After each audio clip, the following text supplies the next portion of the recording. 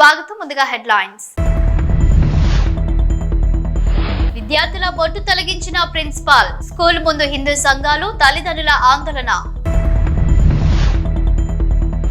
ఇసుక రవాణాను అడ్డుకుంటున్నారు, పోలీసులపై ఇసుక వ్యాపారస్తులు అసహనం. పాత నేరస్తుడు అరెస్ట్, 22 కేజీలు గంజాయి, 138 గ్రాముల బంగారం, 20 తులాల వెండి, 45,000 రూపాయల నగదుతో పాటు ఒక స్కూటీ స్వాధీనం. మేడ్చల్ జిల్లా Pedda Amberpet condor shine school principal అత్యుత్సాహంగా ప్రవర్తించి బొట్టు పెట్టుకుని వచ్చిన విద్యార్థులను చితకబాదారు. స్కూల్లో ప్రేయర్ చేసే సమయంలో లైన్లో ఉన్న విద్యార్థుల వద్దకు వెళ్లి బొట్టు ఎందుకు పెట్టుకున్నావంటూ బలవంతంగా వాష్రూమ్ లోకి తీసుకెళ్లి బొట్టు తీయించాడు ప్రిన్సిపల్ లక్ష్మయ్య. దీనిపై సదరు విద్యార్థి సెల్ఫీ వీడియో తీసుకుని మనోవేదనకు గురవడంతో తల్లిదండ్రులు, హిందూ సంఘాలు స్కూల్ వద్దకి చేరుకుని ప్రిన్సిపల్ తీరుపై స్కూల్లో విద్యార్థుల తల్లిదండ్రులు ఆందోళనకి దిగారు. దీనితో ఈ రోజు ప్రిన్సిపల్ రాలేదని తప్పించుకునే ప్రయత్నం చేశారు స్కూల్ సిబ్బంది. సుమారు 10 మంది విద్యార్థులకి ప్రిన్సిపల్ ఇలా వాష్రూమ్లోకి తీసుకుని వెళ్లి బొట్టు తీపించడం జరిగిందని తల్లిదండ్రులు తెలిపారు. స్కూల్ ప్రిన్సిపాల్ లక్ష్మయ్యపై చర్యలు తీసుకుని మళ్లీ ఇలాంటి ఘటనలు జరగకుండా చూడాలని, సనాతన ధర్మానికి విరుద్ధంగా నడుస్తున్న స్కూల్ మూసేసే వరకు ఊరుకునే ప్రసక్తి లేదని హిందూ సంఘాలు హెచ్చరించాయి. హలో సార్, అంటే ఏమైందంటే ఇవాళ పొద్దుల బొట్టు పెట్టుకొని స్కూల్కి పోయినా సార్. స్కూల్ పోగానే అసెంబ్లీ వెనక యాంకర్స్ మాట్లాడిన తర్వాత చిన్న స్టేజ్ దిగి అందరినీ యూనిఫామ్ చెక్ చేసుకుంటూ వచ్చిండు సార్. వెనకకి వచ్చి నేను లాస్ట్లో నిలబడ్డా సార్. లాస్ట్లోకి వచ్చి ఏంట్రా బొట్టు పెట్టుకున్నావు అన్నాడు సార్. బొట్టు పెట్టుకున్నాను కానీ నాకు అర్థం కాక సార్ ఐ డింట్ అండర్స్టూడ్ అన్నా సార్. అంతే మెడల్ ఇంకా 5-6 షాట్లు కొట్టిండు సార్. 5-6 షాట్లు కొట్టగానే పోయి కడుక్కోపో అని వాష్రూమ్ దాకా దుబ్బుకోండి సార్. కడుక్కొని వచ్చి అసెంబ్లీలో నిలబడ్డా సార్. ఇక అది అసలు క్లాస్లలో కూడా సార్ అసలు బొట్టు పెట్టుకునేవారు నాకు అనిపిస్తే బొట్టు తీసేయి ఎందుకు పెట్టుకున్నావు అన్నట్టు మాట్లాడతారు సార్. మేము హిందూ ఆయన కార్యకర్త మాట్లాడుతున్నాము. ఈ పెద్దంబర్పేటలో ఉన్న కాండోర్ షైన్ స్కూల్ వచ్చేసి ఎవరైతే హిందువులు వాళ్ళని వచ్చేసి టార్గెట్ చేయడం మొదలవుతుంది. ఇక్కడ ఇది వచ్చేసి కొత్త ముచ్చట ఏం కాదు. వచ్చేసి 3-4 మందికి జరిగిన విషయం ఇది. నిన్న వచ్చేసి జరిగిన సంఘటన ఏంటంటే, ఒక విద్యార్థి వచ్చి బొట్టు పెట్టుకొని చేతికి దారం కట్టుకున్నందుకు ఆడియన్స్ మన ఇది అసెంబ్లీలో వచ్చేసి ఒక 100 మంది ముంగట విపరీతంగా మెడలపై నుంచి కొట్టడము, బాత్రూంలో గాలర్ పట్టుకొని లాక్కెళ్ళి బొట్టు అడిపియడం చేస్తున్నారు. ఇది జరిగిన విషయం. ఇది నిన్న జరిగిన విషయానికి ఇప్పటి వరకు మేనేజ్మెంట్కి ఎటువంటి తెలియదంట వాళ్ళకు. ఇక్కడ ఏం జరిగిందని తెలుసుకుందామని చెప్పి సీసీ ఫుటేజ్ ఓపెన్ చేయండి సార్ అని అడిగితే పిల్లల మీద నెట్టేస్తారు. వాళ్ళు వచ్చి వైర్ కట్ చేయడం చేస్తున్నారు. అందుకని చెప్పి నెల నుంచి ఇది పనిచేయట్లేదు సీసీ కెమెరా అని వాళ్ళు చెప్తారు. ఇప్పుడు ఎన్నో విషయాలు జరుగుతున్నాయి మన స్కూల్లో వచ్చేసి చిన్నపిల్లలు కింద పడడం కానీ, స్ట్రోక్ రావడం కానీ.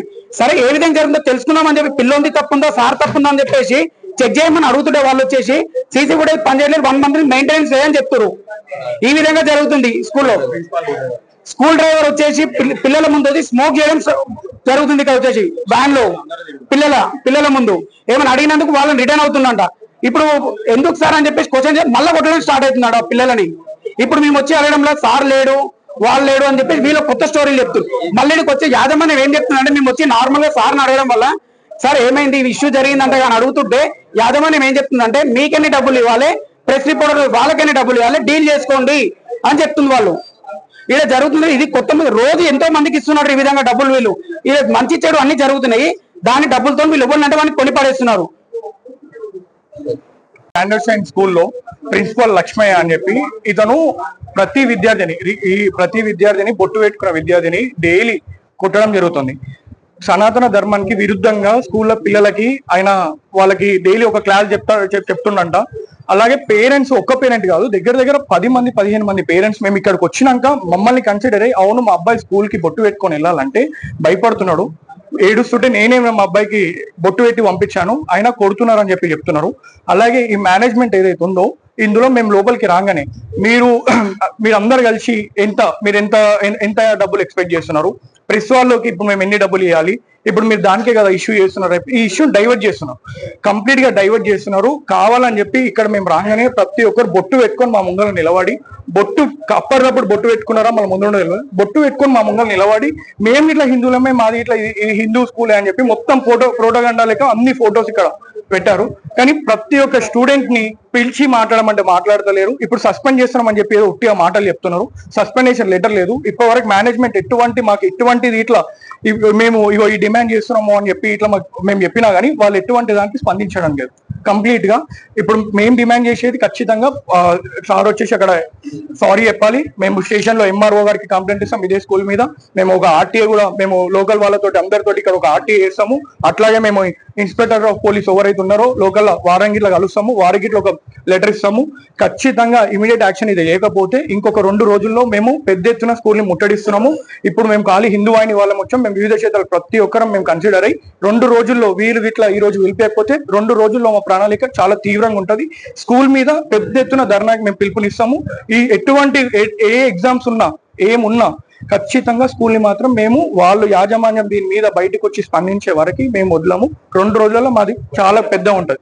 48 hours వాళ్ళకి మేము 48 గంటలు వాళ్ళకి టైం ఇస్తున్నాము.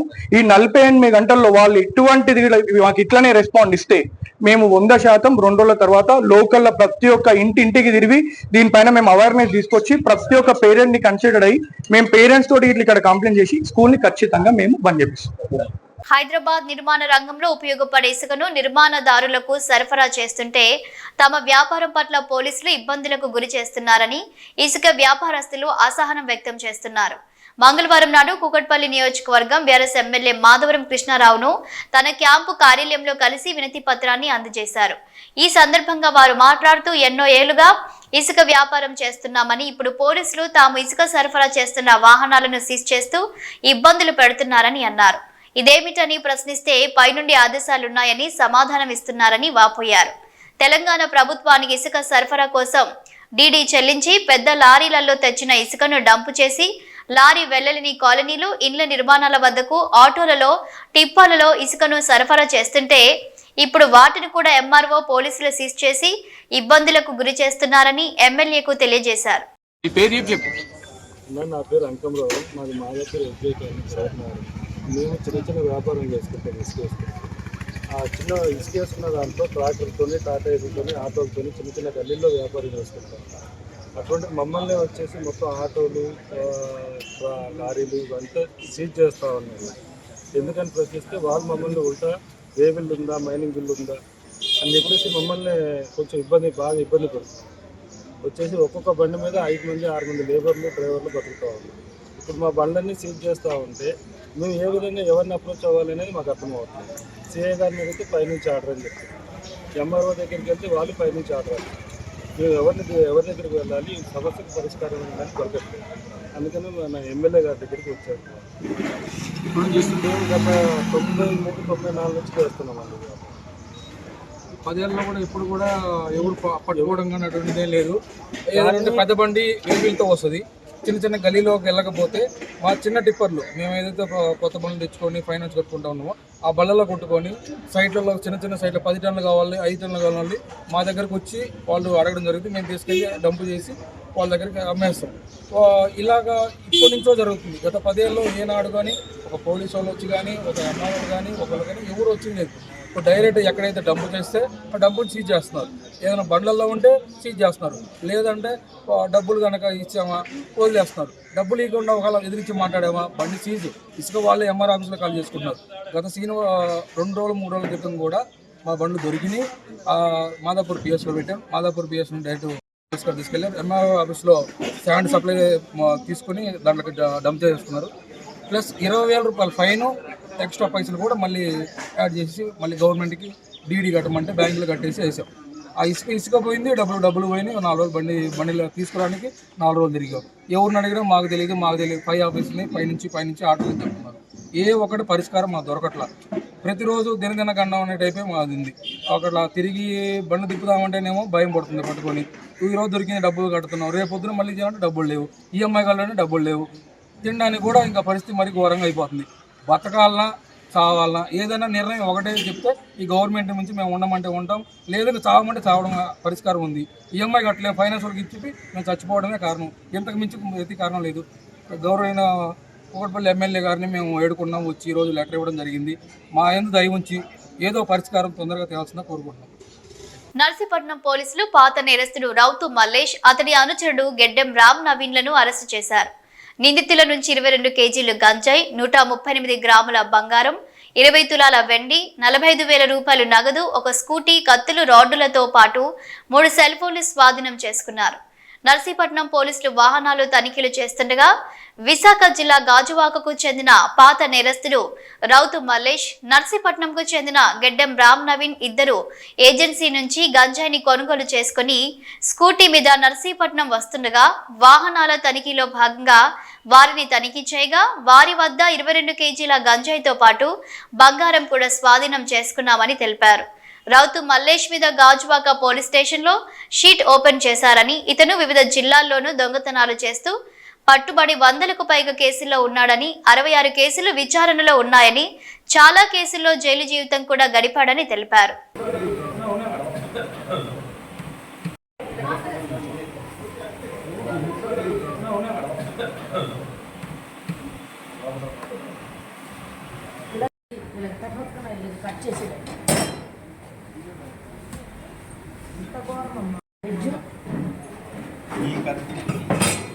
నా మీదకి వచ్చింది అది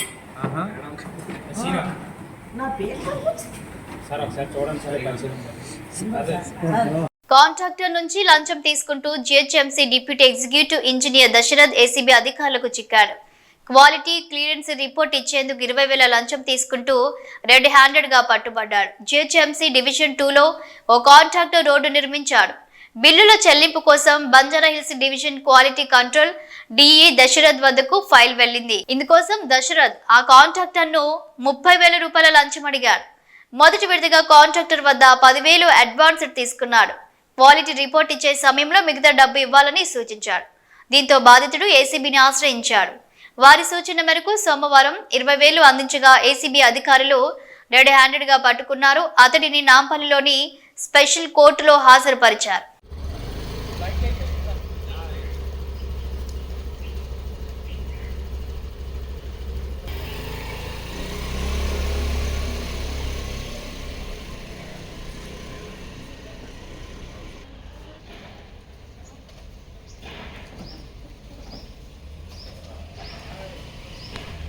హర్యానాకు చెందిన కాంగ్రెస్ యువ నాయకురాలు హిమానీ నర్వాల్ హత్య కేసులో పోలీసులు ఇప్పటికే సచిన్ అనే నిందితుడిని అరెస్ట్ చేశారు. మార్చి 1న రోహ్తక్ జిల్లాలోని సాంప్లా బస్టాండ్ సమీపంలో సూట్ కేసులో ఆమె మృతదేహం లభ్యమైంది. నిందితుడు ఓ సూట్ కేసును నిర్మానుష్య వీధి గుండా లాక్కెళ్తున్నట్లు అక్కడి సీసీటీవీ ఫుటేజ్లో రికార్డయింది.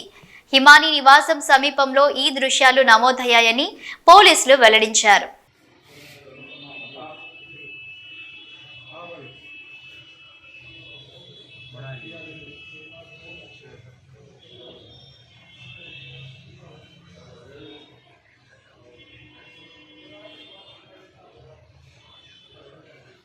వనపర్తి కొత్తకోట మండలం నాటవెల్లి వద్ద 44వ నంబర్ జాతీయ రహదారిపై మంగళవారం ఉదయం హైదరాబాద్ నుంచి కర్నూలు వైపునకు వెళ్తున్న కంటైనర్ డీసీఎం లారీ ఒకదాని వెనుక మరొకటి ఢీకొని బోల్తా పడ్డాయి. దీనితో హైదరాబాద్ నుంచి కర్నూలు వెళ్లి రహదారిపై వాహనాల రాకపోకలు నిలిచిపోయాయి. పోలీసులు, హైవే నిర్వహణ సిబ్బంది అక్కడకు చేరుకొని వాహనాలను తొలగించి క్రమబద్ధీకరించారు. ప్రమాదంలో ఎలాంటి ప్రాణ నష్టం జరగలేదు. ముఖ్యమంత్రి రేవంత్ రెడ్డి కేంద్ర ఆహార, పౌర సరఫరాల శాఖ మంత్రి ప్రహ్లాద్ జోషితో భేటీ అయ్యారు. మంత్రి ఉత్తమ్ కుమార్ రెడ్డితో కలిసి కేంద్ర మంత్రిని కలిసి రాష్ట్రానికి సంబంధించిన పలు అంశాలపై చర్చించారు. 2014-15 సంవత్సరానికి సంబంధించి సేకరించిన ధాన్యం బకాయిలు 1468.94 కోట్లను విడుదల చేయాలని ఈ సందర్భంగా కేంద్ర మంత్రికి వినతి పత్రం అందజేశారు. ప్రధానమంత్రి గరీబ్ కళ్యాణ్ యోజన కింద సరఫరా చేసిన బియ్యానికి సంబంధించిన 343.27 కోట్ల బకాయిలను విడుదల చేయాలని, కస్టమ్ మిల్లింగ్ రైస్ డెలివరీ గడువును పొడిగించాలని కోరారు. స్నేహితుని బిడ్డ పెండ్లికి దుబాయ్ పోయినా అని చెప్తున్నాడు హరీష్ రావు. పెండ్లి ఈ నెల 6వ తేదీన అయితే గత నెల 22నే దుబాయ్కి ఎందుకు వెళ్ళినట్లు? అయితే ఇక్కడ అనుమానం కలిగించే విషయం ఏమిటంటే హరీష్ రావు 22న దుబాయ్కి వెళ్తే 24న కేదార్ బాబు అనే రియల్టర్ హత్య జరిగింది. ఇంకో విషయం ఏమిటంటే కేదార్ బాబు అనే వ్యక్తి బీఆర్ఎస్ పార్టీ నాయకులకు బాగా కావాల్సిన వ్యక్తి కాబట్టి ఈ విషయాలను దృష్టిలో ఉంచుకొని కేదార్ బాబు హత్యపై విచారణ జరిపించాలని కోరారు భువనగిరి ఎంపీ చామల కిరణ్ కుమార్ రెడ్డి. ఈయన అందరికీ పతివత ముచ్చట్లు చెప్తాడు. రోజు సోషల్ మీడియాలో పొద్దున సాయంత్రం ఏడ నడిచినా చూపిస్తారు, నడుస్తుంటే చూపిస్తారు, మాట్లాడింది చూపిస్తారు, ఇట్ట తిరిగింది చూపిస్తారు, అట్ట తిరిగింది చూపిస్తారు. మరి దుబాయ్ పోయింది ఎందుకు చూపించలేదు? దుబాయ్కి నీ దోస్తు బిడ్డ పెళ్లికి పోయినా. నీ దోస్తు బిడ్డ పెళ్లి ఎప్పుడు ఉంది? నీ దోస్తు బిడ్డ పెళ్లి 6వ తారీఖు ఉంది. మరి 6వ తారీఖు పెళ్లికి నువ్వు 22వ తారీఖు ఎందుకు పోయినావు అంటున్నావు? సూటు బూటు మే కిచెన్ కన్నా ఎవరి బ్యాండ్ కొట్టనికి పోయినవాడా? ప్రతిదీ టీవీలో చూపిస్తావు, ప్రతిదీ సోషల్ మీడియాలో, లక్షల మంది సోషల్ మీడియాలో నువ్వు హైర్ చేసుకున్నావు. మరి చూపించాలిగా, మా హరీష్ అన్న ఇట్లా ఎయిర్పోర్ట్లో దిగిండు, దుబాయ్ ఇట్లా నడుచుకుంటూ పోతున్నాను చూపించచ్చు కదా రీల్స్. ఇవాళ కిషన్ రెడ్డి గారిని నేను ఒకటి అడుగుతున్నా, నీకు చిత్తశుద్ధి ఉందిగా తెలంగాణ మీద? పోనీ మర్చిపోయి నువ్వు 10 ఏళ్లలో నువ్వు అయ్యాల బీఆర్ఎస్ దోసుకున్న పైసల మీద నీకు చిత్తశుద్ధి లేదు. 7 లక్షల కోట్లు అప్పైంది, అందులో ఎన్ని లక్షల కోట్లు పిట్రోపో ఉందో, ఎన్ని లక్షల కోట్లు కమిషన్లు తిన్నారో మనకు తెలియదు. మరి ఈ కమిషన్లన్నీ ఏడికి పోయినట్టు అంటే ఇప్పుడు డౌట్ వస్తుంది. ఎందుకంటే మన ఒక పెద్ద మనిషి సినిమా ప్రొడ్యూసర్ రియాల్టర్ చచ్చిపోయాడు ఏడ దుబాయ్లో, కేదార్ బాబు. మరి కేదార్ బాబు చరిత్ర తొమ్మిది చూస్తే మొత్తం వీళ్ళే హీరోలంతా వెనకనే ఊరు. పబ్బులు పెట్టినప్పుడు వీళ్ళే పెట్టించారు, విమానాల కంపెనీ పెట్టించి విమానాలు కిరాయికి తిప్పే సంస్థ వీళ్ళే పెట్టించారు. ఇక దుబాయ్ అంటే మీకు చాలా మందికి దుబాయ్ అంటే ఓన్లీ ఆడ బుర్జ్ ఖలీఫా చూడనిక ప్రజలు పోతారన్న ఒక అపోహ ఉంటుంది కామన్ మ్యాన్కి. దుబాయ్ అంటే ఏంటంటే నల్లధనాన్ని తెల్లధనం చేసుకోనికే ఒక ట్యాక్స్ హెవెన్ అది. ఈ దుబాయ్లో కేదార్ అనే వ్యక్తి, ఈయన 22వ తారీఖు ఈయన దుబాయ్ పోతే ఆయన 24వ తారీఖు చచ్చిపోయాడు పొద్దున. మరి ఏం జరుగుతుంది? వీళ్ళకి సంబంధాలు ఉన్న వ్యక్తి బీఆర్ఎస్ పార్టీ పెద్ద పెద్ద నాయకులు ఉన్న 4 నాయకులకు, కుటుంబ సభ్యులకు అత్యంత సన్నిహితుడు దుబాయ్లో చచ్చిపోయినప్పుడు కొంతమంది ముఖ్య నాయకులు అక్కడ ఉర్రు. మరి వీళ్ళకి అక్కడ పోవాల్సిన అవసరం ఏంది? అదే సమయంలో కేదార్ అనే వ్యక్తి ఓవర్ నైట్ ఎలా చచ్చిపోయిండు దానికి ఎంక్వైరీ జరగాలి. ఎందుకంటే కిషన్ రెడ్డి గారు ఈరోజు తెలంగాణలో ఒక బాధ్యత గల సెంట్రల్ క్యాబినెట్ మినిస్టరు. నేను కిషన్ రెడ్డి గారికి ఓపెన్ లెటర్ రాస్తున్నా దీని మీద ఎంక్వైరీ చేయమని. రాజ్యాంగ విరుద్ధంగా పాలన చేస్తున్న సీఎం చంద్రబాబు నాయుడు ఆయన పదవికి రాజీనామా చేయాలని వైఎస్ఆర్ కాంగ్రెస్ పార్టీ కాకినాడ జిల్లా బూత్ కమిటీల అధ్యక్షుడు ఒమ్మి రఘురాం డిమాండ్ చేశారు. జగంపేటలో ఆయన నివాసంలో మీడియా సమావేశం నిర్వహించి మాట్లాడారు. రాజ్యాంగబద్ధంగా పదవి పొందిన చంద్రబాబు మొన్న జరిగిన వారి పార్టీ నాయకుల సమావేశంలో వైఎస్ఆర్ కాంగ్రెస్ పార్టీ సానుభూతి పరులకు మేలు చేసే పనులు చేయొద్దని, అలా చేస్తే పాముకు పాలు పోసినట్లే అని పేర్కొనడం రాజ్యాంగాన్ని అతిక్రమించడమే అవుతుందన్నారు. ఆ వ్యాఖ్యలను వైఎస్ఆర్ కాంగ్రెస్ పార్టీ తరపున ఖండిస్తున్నామని, దానికి బాధ్యత వహించి ముఖ్యమంత్రి చంద్రబాబు తన పదవికి రాజీనామా చేయాలన్నారు. సుమారు 14 సంవత్సరాల పైబడి 4 సార్లు ముఖ్యమంత్రి చేసిన ఆయన ఈ రకంగా వ్యాఖ్యానించడం జగన్మోహన్ రెడ్డి అన్న, వైఎస్ఆర్ కాంగ్రెస్ పార్టీ వారన్న ఆయనకున్న భయానికి నిదర్శనమన్నారు.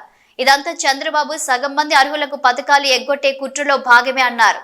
కూటమిలో అధికారం పంచుకున్న జనసేన అధినేత ఉప ముఖ్యమంత్రి పవన్ కళ్యాణ్ గాని, బీజేపీ గాని ఇప్పటికీ స్పందించకపోవడం, వారు కూడా రాజ్యాంగ విరుద్ధంగా కొందరికే పాలన అందించనున్నారా అన్నది స్పష్టం చేయాలన్నారు. ముఖ్యమంత్రి అంటే అందరి వాడుగా ఉండాలని, కొందరి వాడుగా కొనసాగడం రాజ్యాంగ విరుద్ధం కాబట్టి రాష్ట్ర ప్రజలకు క్షమాపణ చెప్పి రాజీనామా చేయాలని డిమాండ్ చేశారు. నమస్కారం. మొన్న ముఖ్యమంత్రి చంద్రబాబు నాయుడు గారు వాళ్ళ యొక్క కార్యకర్తల సమావేశంలో మాట్లాడుతూ ఈ రాష్ట్రంలో ఉన్నటువంటి వైఎస్ఆర్ కాంగ్రెస్ పార్టీకి సంబంధించినటువంటి సానుభూతి పరులకు కానీ, నాయకులకు కానీ, కార్యకర్తలకు కానీ ప్రత్యక్షంగా పరోక్షంగా ఏ విధమైనటువంటి మేలు చేసేటటువంటి కార్యక్రమాలు చేయొద్దు, అలా చేస్తే పాముకి పాలు పోసి పెంచినట్టు అవుతుంది అనేటువంటి వ్యాఖ్యలు చేయడం జరిగింది. దానికి సంబంధించినటువంటి విషయం మీద ఈరోజు నేను దాన్ని తీవ్రంగా ఖండిస్తూ మీ ముందుకు రావడం జరిగింది. ముఖ్యమంత్రి హోదాలో ఆయన చాలా సీనియర్ ముఖ్యమంత్రి అని చెప్తారు. 14 సంవత్సరాల 140 రోజులు పైగా ఆయన ముఖ్యమంత్రిగా బాధ్యతలు స్వీకరిస్తూ ఉన్నారు. నాకు తెలిసి ఈ దేశంలో 28వ స్థానంలోనో 27వ స్థానంలోనో అత్యధిక ముఖ్యమంత్రులు చేసినటువంటి ఖాతాలో ఆయన కూడా ఉన్నారు. మరి అంత విజనరీ కలిగినటువంటి నాయకుడని చెప్పుకుంటూ, అంత అనుభవం కలిగినటువంటి ముఖ్యమంత్రిని చెప్పుకుంటూ రాజ్యాంగానికి విరుద్ధంగా, ప్రజాస్వామ్యానికి విరుద్ధంగా ఆయన చేసినటువంటి వ్యాఖ్యలు మరి వైఎస్ఆర్ కాంగ్రెస్ పార్టీ తరఫున తీవ్రంగా నేను ఖండిస్తా ఉన్నాను. కారణం ఏంటంటే ముఖ్యమంత్రిగా రాజ్యాంగానికి అనుగుణంగా వీళ్ళందరూ కూడా ప్రమాణ స్వీకారం చేశారు. ఆ ప్రమాణ స్వీకారంలో చాలా క్లియర్గా పక్షపాతం కానీ, రాగద్వేషాలు కానీ లేకుండా రాజ్యాంగాన్ని అనుసరించి బాధ్యతలు నిర్వర్తిస్తామని చెప్పినటువంటి మాటల్ని మరి అంత అనుభవం కలిగినటువంటి ముఖ్యమంత్రి ఏ రకంగా మరి పక్కదారి పట్టించేటువంటి ప్రయత్నం చేయడం, లేదా కక్షపూరితమైనటువంటి రాజకీయాలకు తెరలేపడం చాలా దురదృష్టకరమైనటువంటి విషయం. ప్రజాస్వామ్యాన్ని నాకు తెలిసి మరి చంద్రబాబు నాయుడు గారు పార్టీల స్వామ్యంగా మార్చేసే పరిస్థితి ఈరోజు కనిపిస్తూ ఉంది. ఎక్కడైనా ఎన్నికల వరకే రాజకీయాలు ఉంటాయి. రాజకీయ పార్టీలు ఎన్నికల్లో పోటీ చేస్తాయి. ఏ పార్టీకి అయితే ప్రజలు ఆదరణ ఇస్తారో, ఓట్లేస్తారో, అధికారాన్ని అప్పచెప్తారో ఆ పార్టీ పరిపాలన చేస్తూ ఉంటుంది.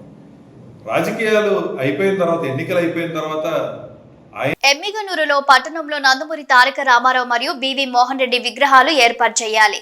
సమత సైనికల్ రాష్ట్ర అధ్యక్షుడు సి రంగయ్య విగ్రహాల ఏర్పాటు కొరకు ఎమ్మెల్యే బివి జె నాగేశ్వర్ రెడ్డికి వినతి పత్రం అందజేత ఎమ్మిగనూరులో దివంగత మహానేత మాజీ మంత్రి బివి మోహన్ రెడ్డి, టీడీపీ వ్యవస్థాపక అధ్యక్షుడు ఎన్టీఆర్ విగ్రహాలు ఏర్పాటు చేయాలంటూ Emmiganur MLA B V J Nageswar రెడ్డికి మరియు మున్సిపల్ కమిషనర్ గంగిరెడ్డికి సమత సైనిక్ దళ్ రాష్ట్ర అధికార ప్రతినిధి సి రంగయ్య వినతి పత్రం అందజేశారు.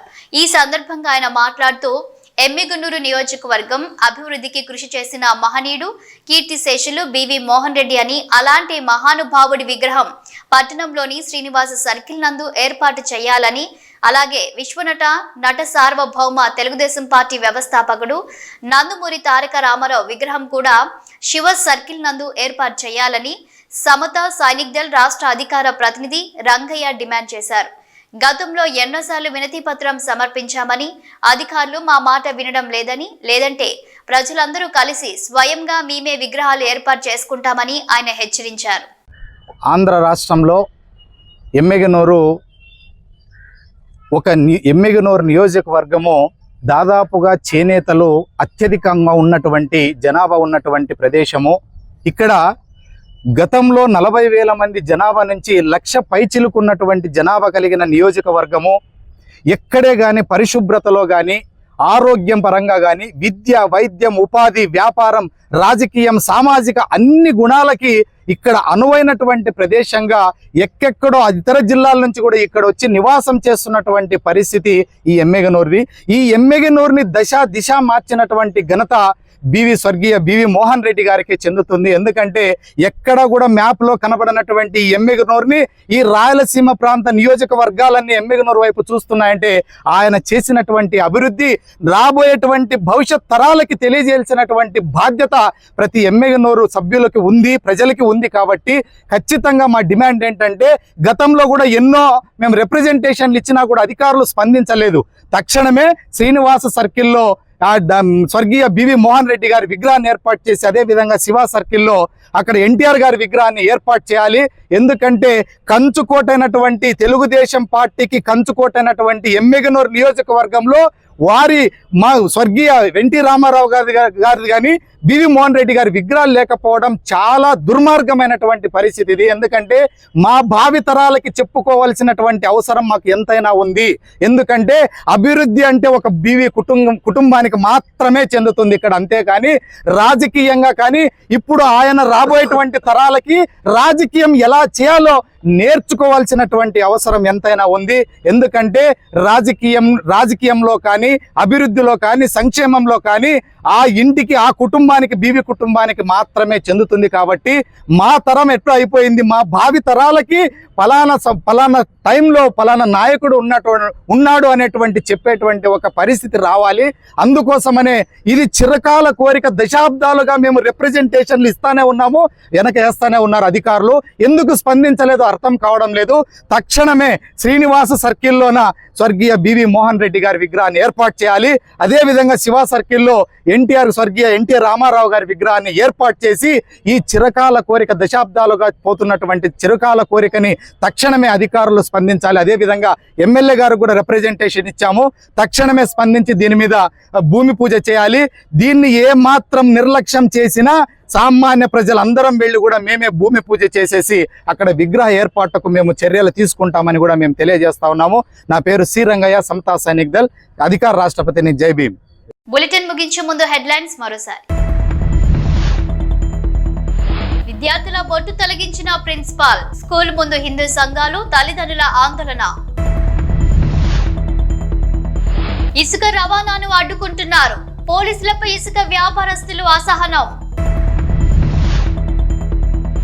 పాత నేరస్తుడు అరెస్ట్, 22 కేజీలు గంజాయి, 138 గ్రాముల బంగారం, 20 తులాల వెండి, 45,000 రూపాయల నగదుతో పాటు ఒక స్కూటీ స్వాధీనం. ఇవి బులెటిన్ అప్డేట్స్. Keep watching.